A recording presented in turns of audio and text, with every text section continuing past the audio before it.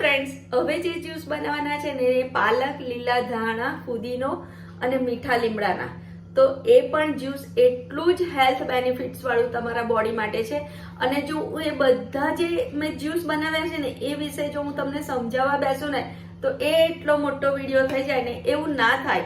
અને તમને બધાને એ વાત ખબર છે, એને વારે ઘડીએ રિપીટ કેમ કરવી આપણે. તો બસ આપણે આજે એ જ ફ્રેશ જ્યુસ બનાવીશું ને એ ફ્રેશ જ્યુસના ફાઈબરમાંથી એક રેસીપી પણ ટ્રાય કરીશું. તો ચલો આપણે હવે જ્યુસ બનાવીએ.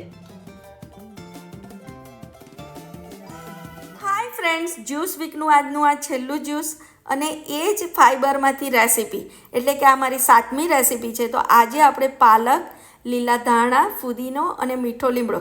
તમે વિચારો કે આટલા ફ્રેશ શાકભાજીનું જ્યુસ તમે જો પીવો ને તો તમારા બોડીમાં કેટલા બધા ચેન્જીસ થાય, બરાબર. તમારી સ્કિનથી માંડીને હેલ્થ અને તમારી ઇમ્યુનિટી.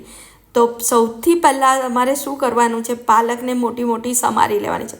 મેં પાલકની ભાજી સમારીને એમાંથી આ ફ્રેશ આટલા કાઢી લીધા હતા જ્યુસ બનાવવા માટે.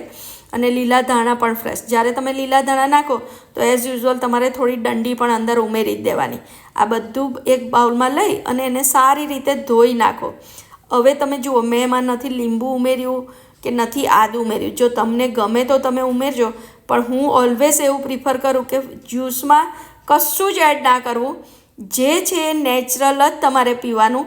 તો હવે આ ધોઈને મેં સાફ કર્યા, એને મિક્સરમાં લઈ અને અડધો કપ જેટલું પાણી ઉમેરી અને પછી એને ગ્રાઇન્ડ કરી અને ગાળી લેવાનું.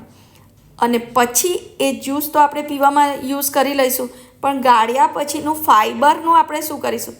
તો બસ એ જ આ ફાઈબરની આપણે એક રેસીપી બનાવીશું.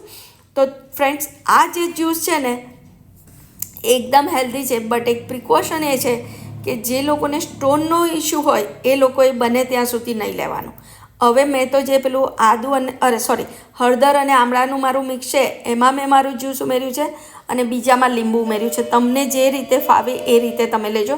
એને રાખવાનું નહીં. એઝ યુઝ્યુઅલ હું કહું એમ જ્યુસ ફ્રેશ જ તમારે તરત પી લેવાનું. એ તમારી બોડીને સૌથી વધારે ઇફેક્ટ કરે. જ્યુસ પીતા પછી અડધો કલાક કશું ખાવા પીવાનું નહીં. હવે એ ફાઈબરમાંથી આપણે રેસીપી માટે મેં 1 કપ ઘઉંનો લોટ લીધો, એમાં મીઠું અને 2 ચમચી તેલ ઉમેરી મોવણ દહીં બરાબર મિક્સ કર્યું. હવે જે આ પાલક, લીલા ધાણા અને ફુદીનાનું જે મિક્સર હતું એનાથી આપણે લોટ બાંધવાના છે. કેટલો બેસ્ટ ઓપ્શન છે. આપણા એકદમ ગ્રીન પરાઠા રેડી થઈ જશે. હવે આ પરાઠા તમે સાદા પણ બનાવી શકો, ચીઝવાળા પણ બનાવી શકશો, પનીરવાળા પણ બનાવી શકશો. અને આજે મેં આલુ પરોઠાનું જે આપણું સ્ટફિંગ હોય ને એમાંથી એ પરાઠા બનાવ્યા છે. મેં 4 ઓપ્શન કીધા તમને. તમને એમાંથી જે ઓપ્શન ફાવે ને એ પ્રમાણે તમે બનાવજો.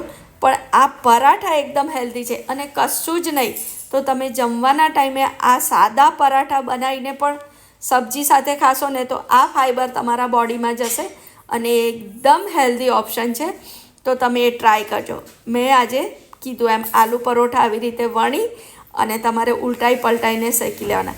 ફ્રેન્ડ્સ, મેં 7 જ્યુસ એવા મિક્સ એન્ડ મેચ કરીને બનાવ્યા છે કે તમારી ઇમ્યુનિટી, સ્કિન, હેર એ બધાને ઇફેક્ટ કરે અને તમને ગ્લોવિંગ સ્કિન પણ મળે, હેર ગ્રોથ પણ થાય અને તમારી ઇમ્યુનિટી પણ બૂસ્ટ થાય. તો મારા 7 જ્યુસ તમે ટ્રાય કરજો. તમને ગમે તો તમારા ફ્રેન્ડ સાથે શેર કરજો. તમારા ફેમિલી મેમ્બર્સને આ જ્યુસ બનાવીને પીવડાવજો અને શિયાળામાં એકદમ હેલ્ધી રહેજો. Thank you.